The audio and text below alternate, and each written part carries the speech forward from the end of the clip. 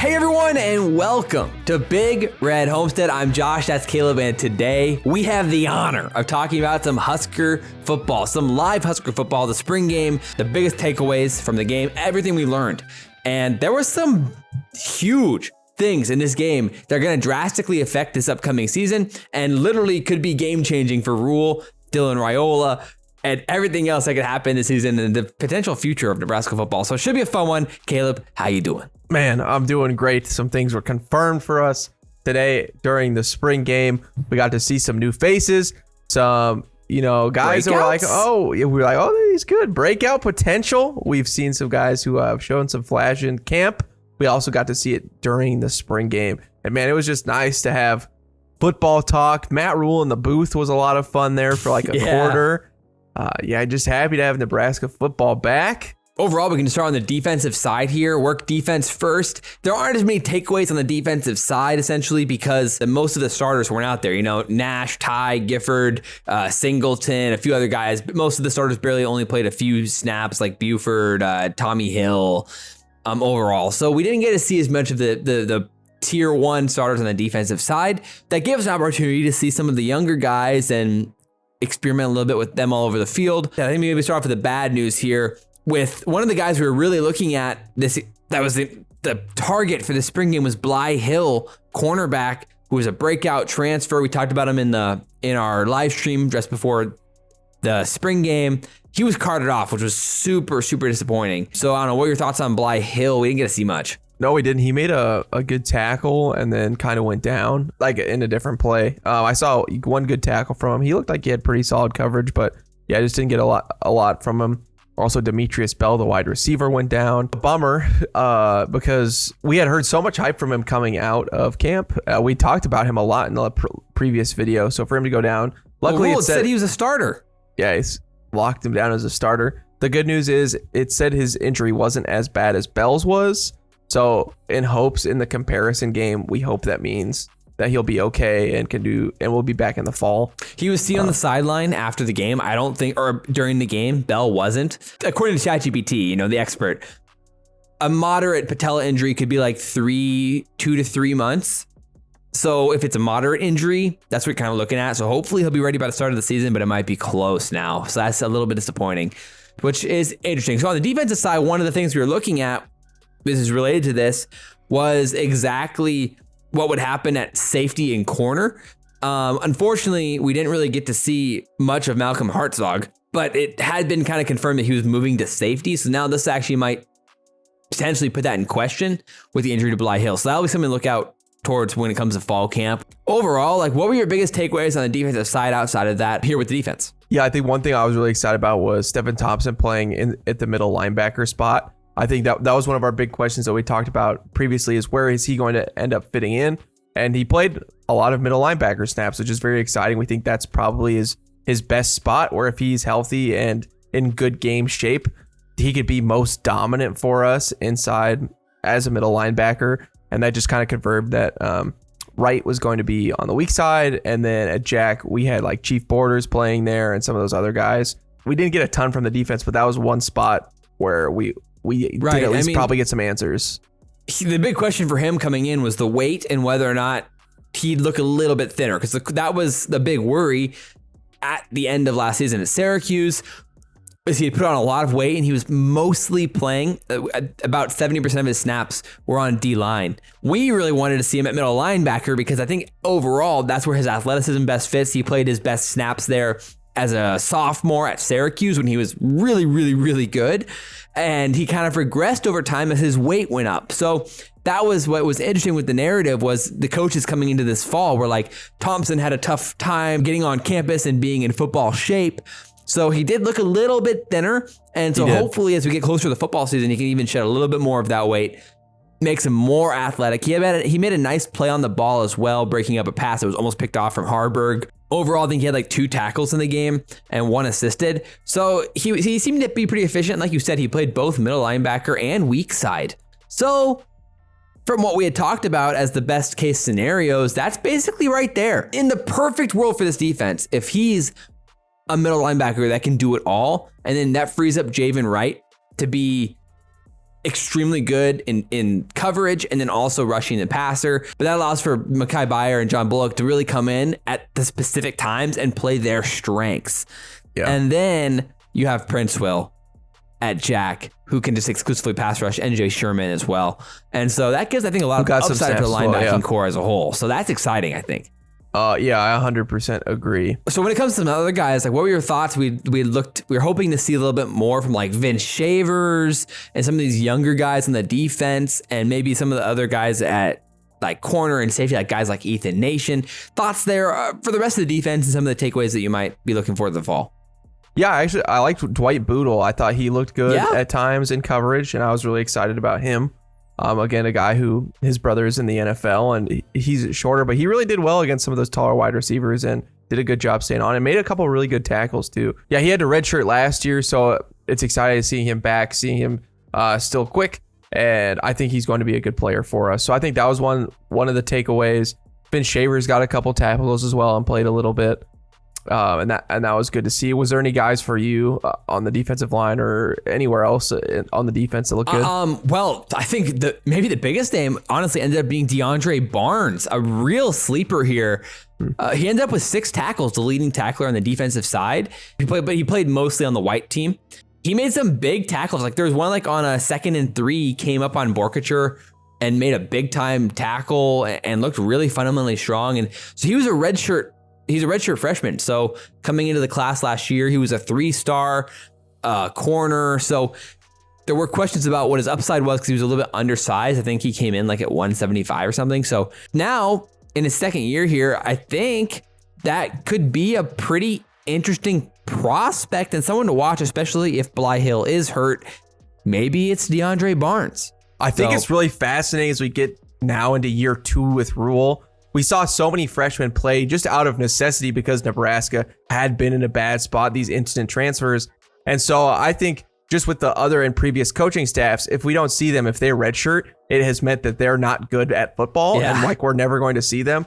And now I don't think that's the case. We're going to have development. So I think we're going to have plenty of ability for breakouts in these 2nd years with these redshirt freshman guys. We heard Rhule talk about Ives. Now we've seen it now talking in Boodle and a couple of those other players. It's really exciting that that's where we're going with Nebraska football again, where we're going to have options where redshirting means something other than you just weren't good and you're probably not going to be good. Literally, right? So I'm excited to see that we'll actually have development, that these classes will, there's some life and legs in them as this season goes forward. And that's what the Big Ten West was all about, right? Wisconsin, Iowa, and Minnesota, they turned those middling 3-stars who had like 85 or 86 ratings on 24/7 and turned them into legitimate high quality Big Ten starters by year 2 or year 3. And so if we do start seeing guys like a DeAndre Barnes, who is like a middling 3-star, after 1 year turning into a guy who could be like a mainstay corner for us, something like that, like those are the types of development stories you want to see for a successful, long-term, sustainable program. And so I'm really rooting for DeAndre Barnes, and I really hope that this was just the first shining moment for him before the fall, where we can actually see him get on the field and make some big time plays. Yeah, it's really nice as we continue on. We'll actually have a football team that functions like a normal football team. Right. It's exciting, and I couldn't agree more. And there wasn't too much on the defensive side, but speaking of on the offense, I was gonna say, only other guy we didn't really get to see much more of was Willis McGahee the 4th. We both had really wanted to see something from him, but there really wasn't much there, unfortunately, in this game for him. So that's, I guess, one guy we'll have to wait and see for the fall to really get a better opinion on and go from there. But yeah, with that said, offensive side, there's a few guys that made a little bit of noise in this game. You may have heard of some of these guys. All right, Caleb, kick us off. What are your thoughts on this unknown player named Dylan Raiola? We'll go right into it. Yes, he delivered. My goodness.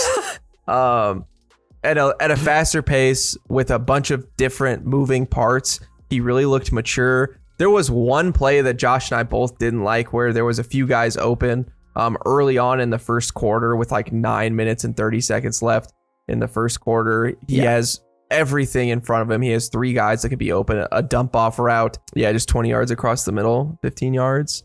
Towards the sideline. So he had options. But yeah, I mean, that was like the only one that was. But then essentially a missed opportunity. Besides that, it was pretty freaking good.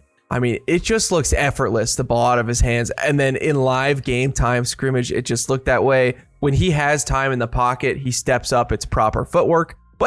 And then, I mean, just the throw of the day for me was the 2-point conversion, where again they need to go get that point to take the lead or whatnot. We line up 4 wide receivers. Now we would do this at Nebraska on a 2-point conversion, but only for a quarterback sneak. We would only do those for a QB sneak, or we're doing, just a straight run with the running back. To have it where we trust somebody to make a throw, and then for it to be him moving on the move to the back of the end zone on a difficult throw. The arm talent and the touch is super impressive. And that was on display on that throw for sure. I mean, we really saw it across basically all areas of the field. We saw the deep ball to Jalen Lloyd. We saw the dump offs, the nice screens, the good timing routes. We saw the touch to the end zone.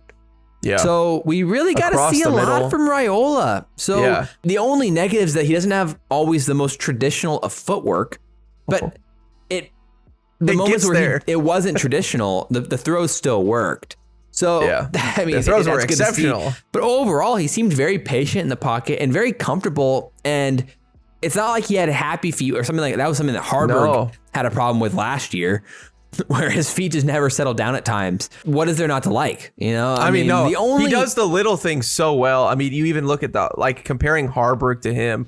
Josh and I were talking about on our Patreon video where we were kind of breaking down the spring game a little bit more. Yes. Check that out. Yes, exactly. Harburg had like those 2-yard dump offs where, again, we're trying to get the ball out quick, get it to the sidelines, get 4 or 5 yards on that first down play. Harburg's throwing it to the wrong shoulder. Where Dylan Raiola, it's out so fast, it's in the right spot, and every time. And it's just those simple things of like, how fast can you get this ball out? But not then just how fast, but to have it be in the perfect spot every time. You need to on those 5-yard throws. They have to be perfect. And with him, they were, and with Harburg, they weren't. To be fair, the only one that wasn't perfect got picked off.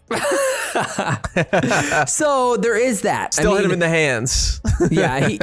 Bell should have caught it. Obviously, it hit him in both hands, but it was a little behind him. So, I mean, fair enough. But Harburg probably had how many turnover worthy plays did Harburg probably have? I mean, that's 3 the or thing. 4. And so that was the problem with Harburg was I think he probably had 4 turnover worthy plays. He heaved that one up when under pressure.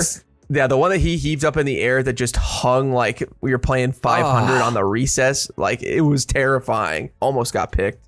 I mean, he had a couple over the middle where, again, happy feet and throws it to the middle of the field instead of that one that was forced across the middle early in the game where you're like, oh my word, like that could be picked off if you're playing against a Big Ten team. I think he had 3 or 4 passes that hit the defender's hands that just weren't picked. Yeah, and then there was the one that, that Stephen Thompson and Javen Wright almost picked off, both of them across the middle. So, when it came to decision making, I mean, Raiola didn't throw one that was like an obvious turnover worthy play. Harburg had maybe 3 or 4, at least 3 in the game. And again, that's the difference. Like, Raiola had 0 true turnover worthy plays besides the tip that would normally not qualify as a turnover worthy play. And Harburg had 3, maybe 4. And Kalen had at least 2. Yeah, Kalen had a couple. And again, just the size and athleticism that I was a little bit worried about with Kalen as well. I mean, he threw some good passes, but it's just he looked like a freshman. Raiola did not look like a freshman. With you. Again, the arm, the velocity that the ball was coming out, the decision making that he had, it just made sense why he's a 5-star recruit, right? He just looks like he was ready for college football and being able to play, and that was absolutely the case. And that really is it, right? It's about being ready year 1 versus not being ready year 1. And I'm with you. I think Kalen, he had some nice touch at times. Like, I think there's one later in the game, like on like a 3rd and 6. Yeah. And he threw it across for a first down. It was like super nice touch, good timing. But, he missed, I think, like Jacory Barney towards the sidelines. He overthrew him. Yeah. The touch wasn't it wasn't as clean, and he had those turnover worthy plays. So, and the pick as well, which the pick was just honestly a really nice play from Nathan Jones, who picked it off. It was just a little bit too far ahead and it got picked off. I mean, long story short, you walk away from the game with the takeaway being obviously Raiola is the starter. Yeah, it's not. The second it's not takeaway close. was obviously Harburg is a respectable backup. Yes. And the third takeaway is Daniel Kalen is a redshirt freshman. Yeah, he's going to redshirt. And it'll be fine. And he probably has potential. Yeah, I mean, I'm not too concerned. I mean, he looked better than Harburg at the spring game did last year, I would say. The balls were more accurate than Harburg at the spring game last year. So that's exciting. Again, they were on track, and he didn't look bad in the pocket by any means. But yeah, I mean, Dylan Raiola, he looks like the absolute real deal. To have like a 50-yard touchdown to or those touchdown to Bonner and Lloyd. I mean, it's more than what you could have even asked. It's like you couldn't have written really much of a better script for him. We got to see all of it displayed. Again, he's a pass-first QB. We really saw that. And the offense is going to be predicated around we are going to throw the ball. And I think that really helped out the offensive line. Our offensive line did look a lot better, though, than they did last spring game. Yeah, without three of the starters. Yeah, exactly. And I'm really excited for what Justin Evans-Jenkins brought. I was excited for what Maskua brought as well to the table. I think that those are going to be really big additions for us. I know Justin Evans-Jenkins was on the team last year, but he had some nice moments in the run game, especially at center. So some of the snaps were a little bit iffy, to be fair. But I mean, he seems like a respectable player, though. I mean, we know that he was at least solid when he played last year on PFF. He was graded well. He just didn't play much.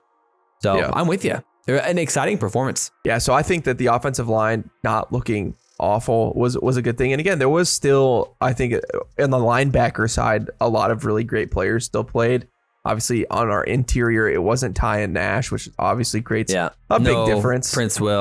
No Prince Will. But again, like you said, not having some of the Ben Hart, Turner, and those guys offsets that. Yeah. Yeah. So we saw a lot of good on good, and I'm excited for what they're going to bring to the table. If they can be just average next year to that's the thing, right? It's insane what we can do, especially now what we have with Dylan and Lloyd looking better and some of the wide receivers. I mean, there's some exciting freshmen. I was going to say, well, one other thing I want to say with Harburg, and I wanted to ask you this, was the hype was there with the coaches, was like, he is developed as a passer. Did you think you saw the development in this, or did he look, was it more of the same? I don't know. I want to hear what you'd have to say there. I didn't really see much of a difference, to be honest. I thought that he had one play where he threw it out of bounds, but like, what about the throw to the sideline? Down the field. Touchdown. That's right. The sideline throw to Barney was the difference. So I would say that was better. His sideline throws were not there last year. So if you can add that to the bag, that is better. I still thought with the decision making, we're still like around the same place. I think he's leveled up a little bit. Bombs last year, he hit those. It just wasn't exactly. It wasn't usually on the sideline. It was in the middle of the field. So. And we knew he could hit tight ends. And that's Rhule. Even Rhule said it. Yeah. He was like, well, one thing Harburg can do is he can throw like on like the three verticals. He can hit tight ends. And I was like, yeah, he can. Yeah. Nate Borkenshire was wide open. So yeah, Fedoni always looks good with him. So I think the big targets will help Harburg. Hopefully he likes him. He won't have to see the field because we have Dylan Raiola. But I mean, yeah, he looked. I mean, maybe a little bit improved. The way Dylan played, I mean, Harburg would have to look like Lamar Jackson. I think for him to, I mean, he would have had to rip off 2 more 50-yard runs and then like 2 more touchdowns. And really, none of the turnover-worthy plays. All you really need to see, though, is that's the problem, the turnover-worthy plays. And if he could hit those consistently and hit those easy dump offs and hit the out routes and hit the simple crosses across the middle without making you scared, that's what you wanted to see the improvement. But we still saw those things. And so in a game situation, you'd only assume that it would be exacerbated even worse. 100%. So that I'm with you. I wouldn't say the improvement was like obvious if there was a lot. So fair enough. Again, we know what he is. He's a solid, respectable, decent Big Ten quarterback. Great athlete. Can run the ball. Great athlete. So questionable QB. It's pretty straightforward. Okay, let's talk about one guy that we both want to talk about, obviously. Yes. And this is because we highlighted him a lot so far in these videos leading up to this game as the breakout player we wanted to see. I mean, we literally said it. It was like, we want to see this guy play football for Nebraska, as well as we wanted to see Isaiah Neyor, which we'll talk about. But talk about this wide receiver room, starting with the obvious breakout of this game, Jacory Barney Jr. I mean, just insane. The contested catches, I think, is what stands out right away. I mean, the touchdown, the Harburg touchdown on the sideline was just ridiculous to keep his feet, to turn back around, get in the end zone. I mean, the body control. That's the difference, like when we think of Lloyd and Malachi and how fast they were and the great touchdowns that they had, none of them, there was no catch as good as the one that they got, that Harburg, that Barney had with Harburg just there. There was not one single catch last season. I think they put their bodies in the right spot, but I just don't think their hands were quite there. I think Lloyd's were a little bit better than Malachi, which we'd agree, but Jacory Barney Jr. clearly has great catching ability and great body control. He looks fast. He caught some, I mean, he just looked good. I mean, Raiola was targeting him, which is always a good sign. I think he's going to get playing time from what we just saw in the spring game. Like, he will be on the field. And again, we saw it in his highlight film. We were like, holy crap. And like if you watch our Patreon reaction to his huddle film, we were like, is this the next Wandale? Like, this guy looks that good. Fast. Because then he was listed at 6 foot 160 on 24/7, but he looked a little bit bigger than that, to be honest. I'm solidly tall. I wonder if he put on more than like 160. He looked bigger than 160. Yeah, he did. So we'll see. I mean, if that's what he can do now, wait till the fall, wait till sophomore year. How can you not walk away from this game and think, holy crap, Jacory Barney Jr. is the next star?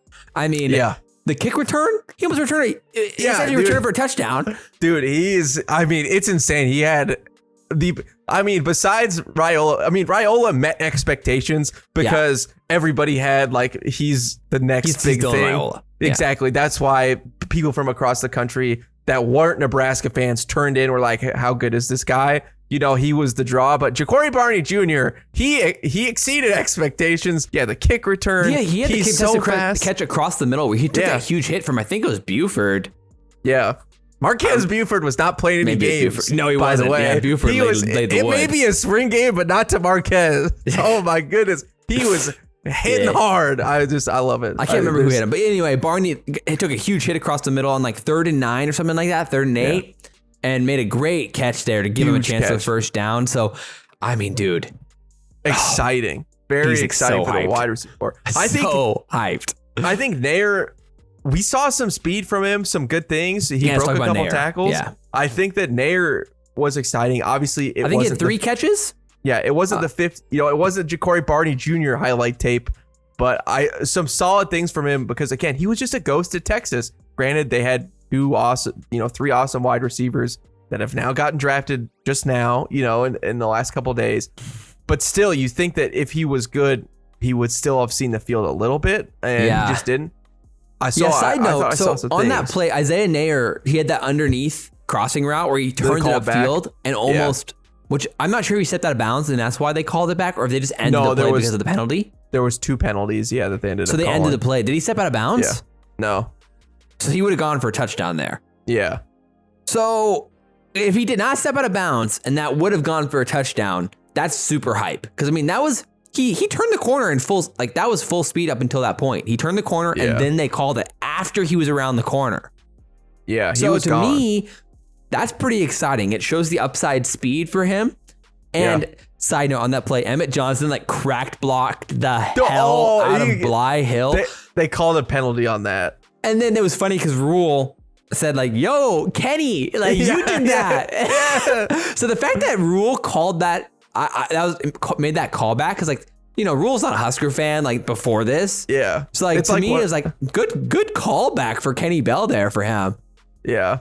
It's a legendary moment. He's been watching the big boom YouTube compilations. Whenever you watch the best hits in all of football, that hit is always on there. Kenny Bell in the Big Ten Championship, just obliterating whatever poor Wisconsin special teams player that was. But what I will say was the next play, I think, was the play that Bly Hill hurt his knee. So I'm wondering if something happened on that crack block.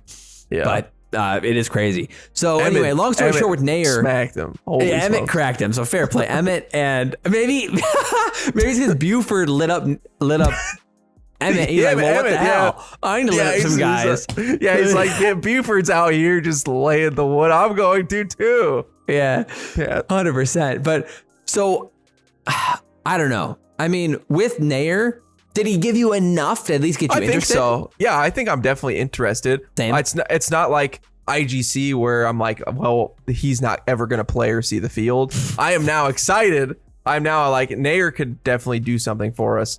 And he could be like a Marcus Washington level player, you know? Yeah.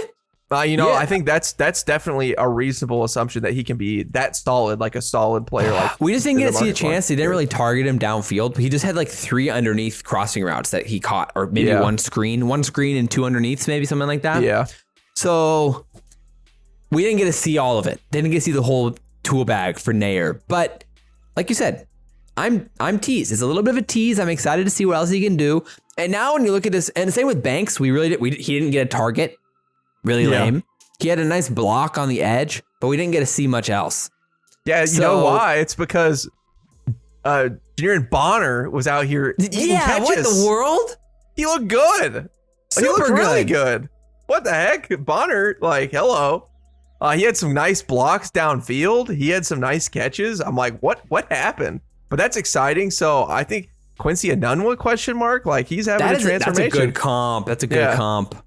Could break some tackles. He looked good in blocking. I'm like, he's gonna steal some playing time from some people. I actually think so this season as well. Off how he looked at the spring game. I'm like, Jacory Bonner's not going anywhere. The coaching staff said like, okay, he's officially a wide receiver again. So, I mean, do you think that we could see him actually see the field a decent amount this year? I do. I mean, the receiving room is a little bit, the receiving core as a whole is a little bit busy now, I would say. It is. Like we have how many bodies there? I mean, you got Malachi, you got Malachi Lloyd. Lloyd's a lock. Lloyd, I mean, he looked great in the spring game. Lloyd's a lock. Is he? You got Banks, Nair. We didn't really see Banks, Nair, Bonner, Barney. Yeah. And then IGC. Alex Bullock, he actually made some plays. He made some plays and looked good. You got to be excited about that with the connection with the quarterbacks. They all look solid. They all seem like they had decent connections there. So the receiving core to me is the highlight of the spring game, besides, of course, Dylan Raiola.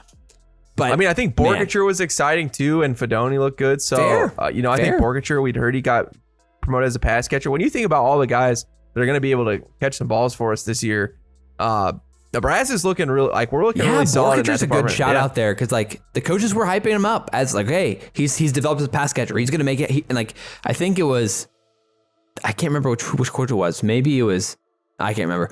But one of them said like, he's gonna catch the ball this year, is what the coach like definitively said. When he saw 3 receptions, 65 yards in this game, he had the 61-yard reception. So shout out Heinrich, is the hype real? Baby. I mean, I think he's a really solid body. Again, he's a traditional tight end, right? He can block for us. He did what, and I think if he can be an elite blocker and then be a threat in the pass catching, we just look more like a traditional Big Ten West team in that sense. So having a guy like that, I'm excited. I think that the offense as a whole, I feel more positive on the offensive line. We haven't talked about the running backs yet, our quarterbacks and wide receivers. I think all of it is we're trending up just in general in the whole thing. And the defense, you could say, didn't look as good, or the offense looked as good. And again, we really didn't play any of our defensive guys. And so what does that even matter? That's why you take it with a little bit of a grain of salt. Obviously, most of the secondary wasn't really out there, and the D-line wasn't. But again, still, we counter it with the offensive line. So you mentioned running backs. Let's talk about running backs then. My first takeaway would be here is Emmett Johnson is clearly the current RB1, but we haven't, obviously Gabe Irvin's not playing. So with my opinion there, what are your thoughts on the RBs? I think so too. I still think that Emmett Johnson, he showed the flash, but Dowdell showed us a lot more than we were both expecting. He had the big run. Granted, again, the guys chasing him down were like 4th string cornerbacks, but still, I don't think because Rhule said he was surprised by the breakaway speed. That's not really where I think either of us see him, but he was good in between the tackles. He made some good runs. I think he lowered his shoulder well. Mazuka looked good too, honestly. Well, I think Dowdell ended up with 7 carries, 76 yards, 2 touchdowns with that 49-yarder. And he had 4 receptions. So he was the player that was worked the most in this game.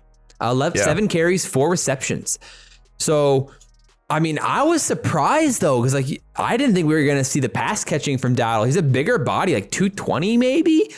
So bigger body, he's pass catching. He has decent speed, and the busted run to the outside to break out that side, bounce it outside like that, down the sideline, even against win the foot race. Yeah, even if it against like a Big Ten team, maybe it wouldn't go for a touchdown. It would still have been like a 30-yard run.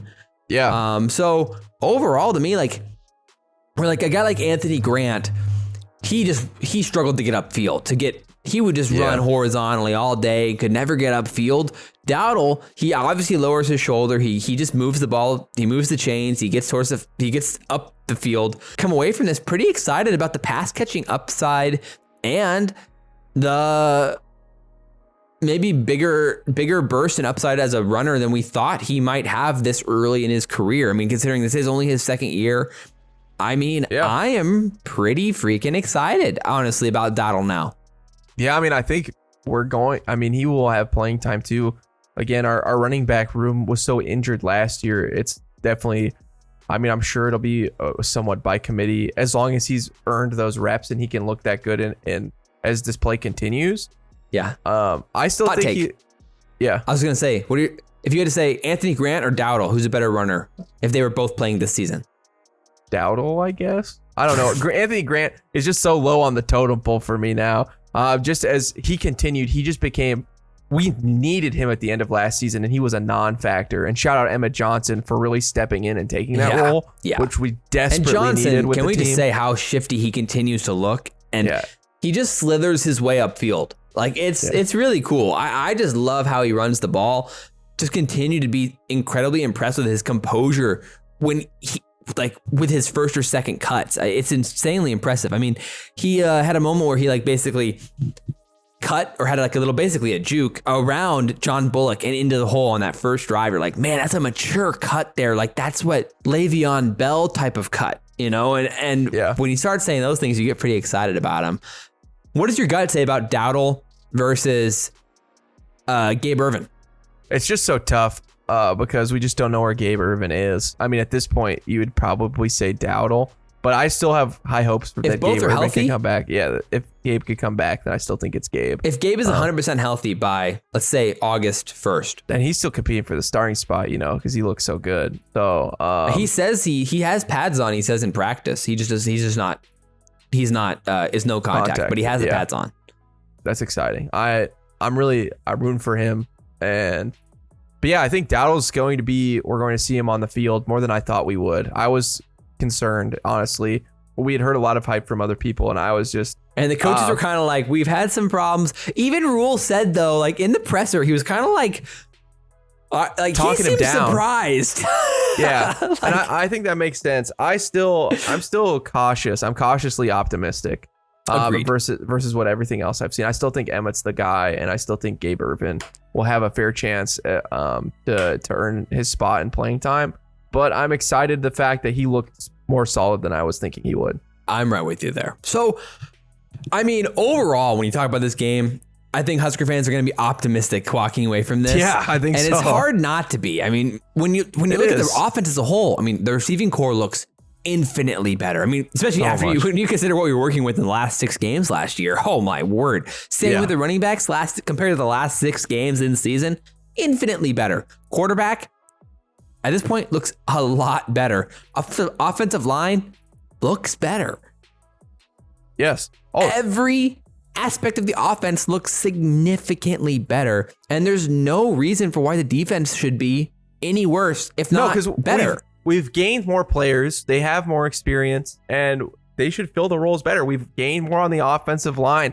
Our quarterback looks like a 5-star quarterback after the spring game. Yeah. I mean, the eye test, you can't say after those throws that it looks so good. I mean, Nebraska football is trending so much upward. I'm so excited for that Colorado game. I mean, against Shedeur, who's a great QB. I mean, that should be circled, I think, on all of the college football all of college football. It will be. I mean, that was why we both talked about like the only thing we don't want to see is that Tanner Mordecai situation. You come in here and throw like 4 picks and look terrible in the spring game.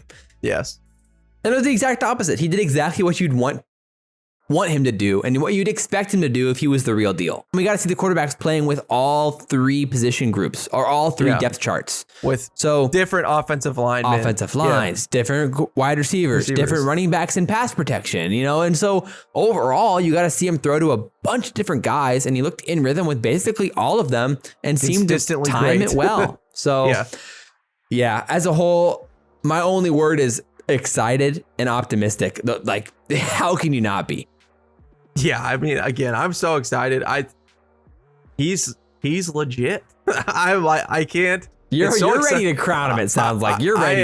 I am. I've already said this. I already said that he's going to be a first round draft pick within the first 10 picks. I think first overall. I think he's that. Man. I've just, again, you just continually to watch the tape. I've not seen a quarterback like this in college football. Unless you name up hallowed names like Patrick Mahomes and stuff, there is not really guys that fit this archetype. So I think he's the real deal. I don't know, it's insane. I'm not gonna crown him just yet, but I mean, yeah, he's got to do it in real game. I understand. Like, he's got to earn all that. Does he look polished though? He looks polished. I was surprised on just how cool, calm, and collected he was. But man, he lives, breathes, eats, sleeps football. I mean, I'm not that surprised. I mean, did you see what he's gonna be doing next weekend? No. He's going to be going down to Kansas City to work out with Patrick Mahomes. Yeah, exactly. See, like, what makes sense to me. I mean, his coach coaches Patrick Mahomes. It makes sense that they look similar. Like, ball comes out so nice. That 2-point conversion, when you paused it, when he was throwing, you're like, that is Patrick Mahomes. Just a little chunkier. Just a little bit of Big Ben in there. A little bit of Big Ben in there. But Patrick Mahomes. If he shed 10 pounds, he looks just like Patrick Mahomes. I think he's just jacked, dude. He's got a wider frame. He just, in general, as a body, just does. It makes sense. His dad was... Yeah, that's true. That is fair. That's genetics, bro. Patrick Mahomes' dad's a pitcher. His dad was a lineman, bro. I mean, that's just how it's going to be. So that's fair. So, Husker Nation, I would assume you're going to be pretty excited, but drop your comments down below, your biggest takeaway, and check out the Patreon if you want to see our reaction to the highlights, break down some of this film in depth, and we'll be posting during the off season, having some fun. So we'll be filling the air for sure. We're going to be doing some collabs with some people as well over the summer and enjoying it. And join the Discord. We'll be talking about football in there, and we'll be doing a Q&A at some point over the summer as well. So we'll be going to the Discord for the best questions off the rip. But we appreciate you guys for hanging out with us. But as always, I'm Josh. That's Caleb. This has been Big Red Homestead. And guys, we will see you next time. Go Big Red. Go Big Red, baby.